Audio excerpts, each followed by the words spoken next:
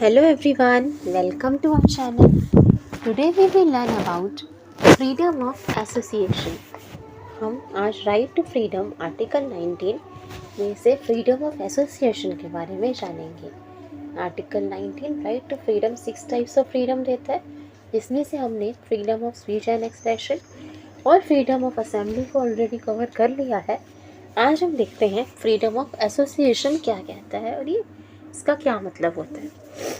So let's start. Freedom of association.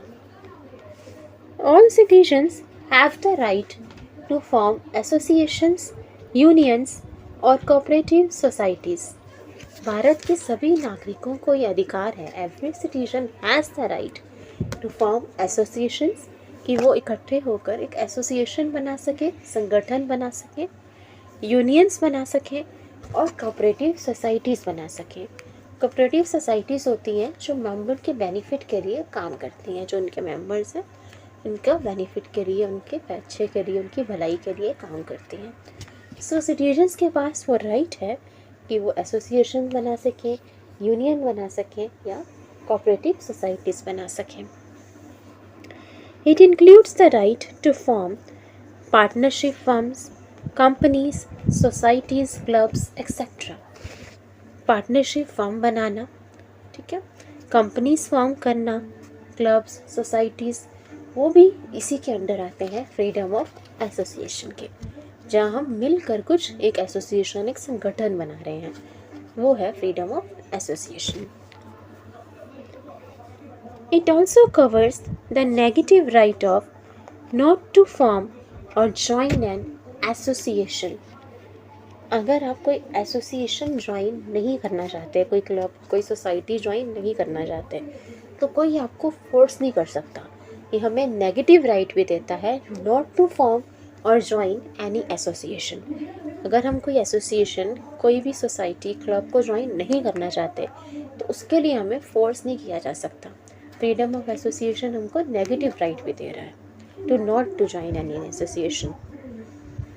Restrictions can be imposed on the exercise of this right on grounds of, अब इस freedom of association तो मिलती है हमें article 19 में, freedom है, फ्रीडम ऑफ एसोसिएशन, पर उस पर कुछ रोक, कुछ रुकावटें, कुछ रिस्ट्रिक्शंस भी हैं। क्या है वो restrictions? Number 1, sovereignty and integrity of the nation.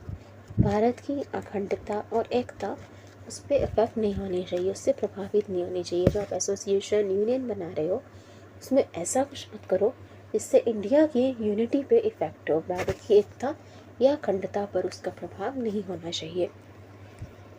Public order and morality. Public order और मोरालिटी मतलब चीज़ें एक ऑर्गेनाइज ऑर्डर में, पब्लिक ऑर्डर में होनी चाहिए। अगर आप ऐसा यूनियन, एसोसिएशन बना रहे हो, ग्रुप्स बना रहे हो जिससे पब्लिक ऑर्डर खराब हो रहा है, तो वो नहीं होना चाहिए। The right to obtain recognition of the union is not a fundamental right. अब freedom of association fundamental right है कि आप एसोसिएशन बना सकते हो, सोसाइटीज़, यूनियंस, कंपनीज, क्लब्स सब बना सकते हो, लेकिन उसकी रिकॉग्निशन लेना, सरकार से उसकी मान्यता लेना, ये फंडामेंटल राइट नहीं है। ये नागरिकों का मौलिक अधिकार नहीं है कि वो सरकार से उसकी मान्यता ले पाए, रिकॉग्नाइज करा पाए यूनियन को। The right to obtain recognition of the union is not a fundamental right, ठीक है।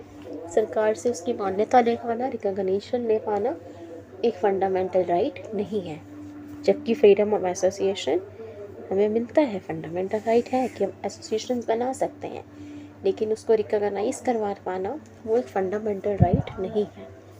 फ्रीडम ऑफ एसोसिएशन एक बार अपनी रिविजन कर लेते हैं। ये कहता है all citizens have the right to form association, union, cooperative societies. ये सिटीजन्स, भारत के नागरिक, एसोसिएशन, यूनियन, कोऑपरेटिव सोसाइटीज, संगठन बना सकते हैं। Partnership firms, companies, societies, club सब इसी के अंडर बनाए जाते हैं। इसमें नेगेटिव राइट भी आता है, to not to join any association. अगर आप कोई संगठन, कोई एसोसिएशन ज्वाइन नहीं करना चाहते, किसी का पार्ट नहीं बनना चाहते, तो उसके लिए आपको फोर्स नहीं किया जा सकता। इस पर रिस्ट्रिक्शंस, रुकावट लगाई जा सकती है on ground of sovereignty and integrity of the nation। भारत की अखंडता और एकता बनी रहे, पब्लिक ऑर्डर और मोरालिटी मेंटेन करनी होगी। Right to obtain recognition of the union is not a fundamental right, कि सरकार उसको रिकॉग्नाइज कर दे, मान्यता दे दे, ऐसा कोई मौलिक अधिकार नहीं है नागरिकों के पास। आप एसोसिएशन बना सकते हो, लेकिन इसकी रिकॉग्निशन की मांग करना फंडामेंटल राइट नहीं है। ठीक है, so I hope you understood. Very easy one, बहुत ही ईजी, छोटा सा है, बहुत सिंपल है। I hope you understood. Thank you. Thanks for watching. Please like, share and subscribe. Thank you.